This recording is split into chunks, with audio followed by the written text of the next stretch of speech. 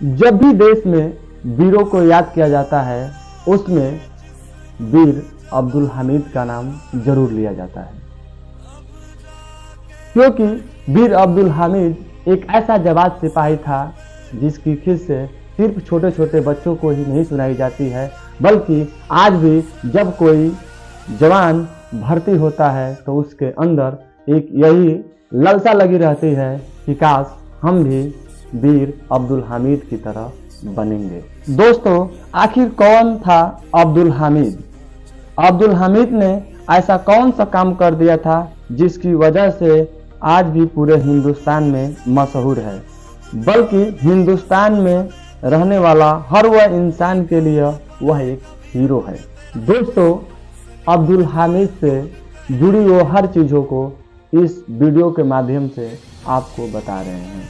आखिर कौन है वीर अब्दुल हामिद?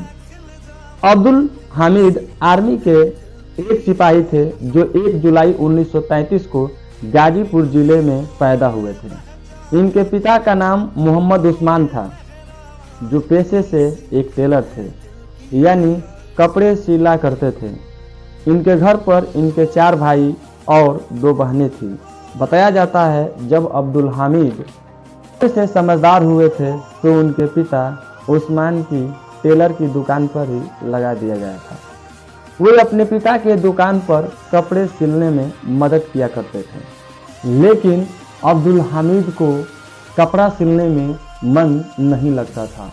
वे बचपन से ही खेल खेलने तथा गुलदेल चलाने में पसंद किया करते थे। उनके घर वालों ने 18 से 19 वर्ष की आयु में उनकी शादी कर दिया था। अब्दुल हामिद की उम्र बढ़ते बढ़ते जब 21 वर्ष का हुआ तो वे इंडियन आर्मी में भर्ती हो चुके थे। दोस्तों, मैं पहले ही बता था कि अब्दुल हामिद बहुत तेज और होशियार थे, सबसे अलग सोच रखने वाले व्यक्ति थे, इसलिए उनका पोजीशन आर्मी में बढ़ती चली गई। 1962 में भारत और चीन के बीच जंग हुआ और यह अब्दुल हामिद के लिए पहला जंग था।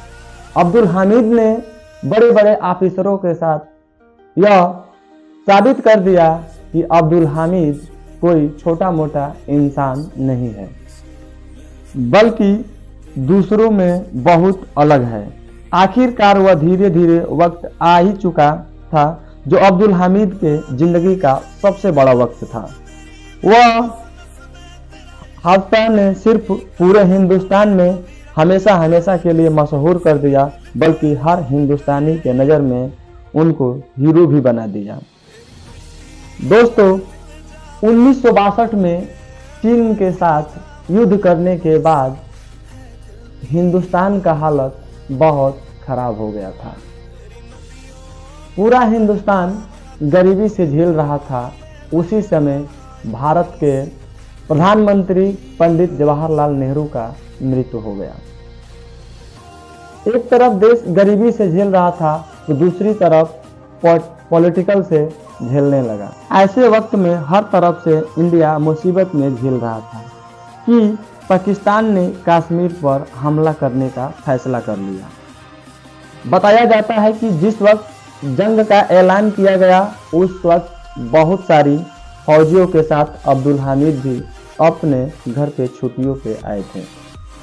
अब्दुल हामिद को जैसे ही इस बात की खबर लगी कि बॉर्डर पर जंग छिड़ चुकी है और सभी फौजियों को वापस आने का ऑर्डर जारी किया गया है, तो उन्होंने तुरंत जाने का फैसला किया। बताया जाता है कि इनके घर वालों ने इनको रोकने की बहुत कोशिश की थी और उसकी वजह ये थी कि जब वे वापस आने की तैयारी कर रहे थे तो उनकी साइकिल का चैन टूट गया। फिर से अगले दिन वह ट्रेन से जाने की कोशिश किए तो उनकी ट्रेन भी टूट गई। घर वालों ने कहा, चैन का अचानक टूटना, ट्रेन का छूटना यह अशगुन है, होना न होना अब बुरा होने वाला है। लेकिन अब्दुल हामिद मानने के लिए राजी नहीं हुए। आखिरकार वे कुछ दिन का सफर करने के बाद अपने ड्यूटी पर पहुंच गए। अब्दुल हामिद का ड्यूटी पंजाब के उस बॉर्डर पर लगाई गई जो पाकिस्तान देश के बॉर्डर में सटा हुआ था।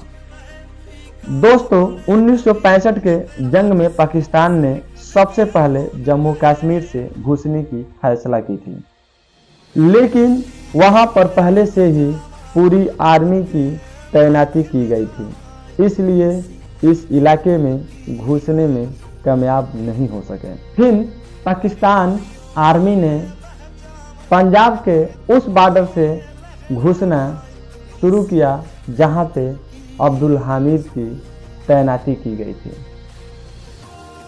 इस बात को जब पता चला अब्दुल हामिद को कि पाकिस्तानी सैनिक पंजाब के बॉर्डर से घुसने वाले हैं, तो उन्होंने तुरंत उनके अंडर में काम करने वाले सैनिकों को बुलाया और एक मीटिंग बनाई और ऑपरेशन शुरू कर दिया। अब्दुल हामिद उस समय RCI नाम के पुकारी जाने वाली जीप पर सवार थे, जिस जीप पर आगे की टाइप होती थी। उनके बगल में जीप ड्राइवर नासिर बैठा हुआ था। उन लोगों ने अपने जीप को एक खाली खेतों में खड़ा कर रखा था, जो दूर से किसी को भी दिखाई नहीं दे रहा था। आखिरकार बहुत लंबे देर तक इंतजार करने के बाद अब्दुल हामिद को मिली वह खबर सही साबित हुई। अब्दुल हामिद को बहुत दूर से ही एक टैंक नजर आने लगा। अब्दुल हामिद को जैसे ही टैंक नजर आया, अब्दुल हामिद सभी सिपाहियों को अलर्ट कर दिया कि मुझे एक पाकिस्तानी टैंक नजर आ रहा है। कुछ देर बाद करके एक एक टैंक नजर आने लगे। अब्दुल हामिद ने तुरंत जीप में लगी बंदूक के सहारे फायरिंग स्टार्ट किया और उस टैंकों में से सबसे आगे वाली टैंक को तबाह कर दिया। पीछे चल रहे दूसरे टैंक को भी निशाना पर लिया और दूसरे टैंक को भी तबाह कर दिया। इस तरह से यह तबाही देखकर पीछे के टैंक में बैठे सभी सैनिक अपना अपना टैंक छोड़कर भाग गए। दोस्तों यह कहानी है 8 सितंबर 1965 की। अगली बारी आती है 9 सितंबर की। 9 सितंबर को पाक आर्मी पूरी तरह से तैयारी करके आती है। जबरदस्त अटैक किया। यह अटैक इतना जबरदस्त था कि इसकी उम्मीद नहीं की गई। इस अटैक में इंडियन आर्मी की हद से ज़्यादा नुकसान उठाना पड़ा, लेकिन उसके बावजूद भी अब्दुल हामिद पीछे नहीं हटे। अब्दुल हामिद ने 9 सितंबर का दिन ख़त्म होते होते पाकिस्तानी आर्मी के 2 टैंक और उड़ा दिए। यानी अब्दुल हामिद 2 दिनों में 4 टैंक पाकिस्तानियों को अकेले उड़ा डाला। जब यह खबर पूरे देश में मिला तो पूरा देश उत्साह से भर उठा और उनको बड़े बड़े मेडलों से सम्मानित करने के लिए कहने लगा। वहीं दूसरी तरफ पाकिस्तान में अपनी मोस्ट वांटेड लिस्ट में डाल दिया था। पाकिस्तान आर्मी के सबसे बड़ा दुश्मन बन गए थे। अब बारी आती है 3 दिन यानी 10 सितंबर 1965 की। क्योंकि पाकिस्तान आर्मी को 2 दिन में हद से ज़्यादा नुकसान हुआ था, इसलिए वीर हामिद से मुकाबला करने के लिए हद से ज़्यादा तैयारी करके आना पड़ा। वीर हामिद से मुकाबला करने के लिए हद से ज़्यादा तैयारी करके आए थे। वीर अब्दुल हामिद भी उसी दिन अपनी पूरी रणनीति के साथ तैयार थे और उन्होंने अपनी टुकड़ी को 3 हिस्सों में बांट दिया था। बटी हुई तीनों टुकड़ी खेतों में छिप कर पाकिस्तानी टैंक पर अटैक कर रहे थे। हैरान की बात यह है कि पाकिस्तानी आर्मी इतने तैयारी करके आने के बावजूद भी 3 टैंक और उड़ा दिए। यानी टोटल पाकिस्तान आर्मी की 7 टैंक वीर अब्दुल हामिद ने उड़ा दिए। लेकिन बदनसीब किस्मत की बात ये थी कि उनके RCI जीप को पाकिस्तान आर्मी ने देख लिया था। पाक आर्मी ने जैसे ही उनके जीप को देखा, उस पर एक गोले से अटैक किया। वह गोला सीधे अब्दुल हामिद के जीप पर जा गिरा, जिससे वीर अब्दुल हामिद का शरीर का चिथड़ा चिथड़ा उड़ गया और वीर अब्दुल हामिद हमेशा हमेशा के लिए हम लोगों के बीच से अलविदा कह गए। मैं इस वीर सैनिक को तहे दिल से सम्मान करता हूँ।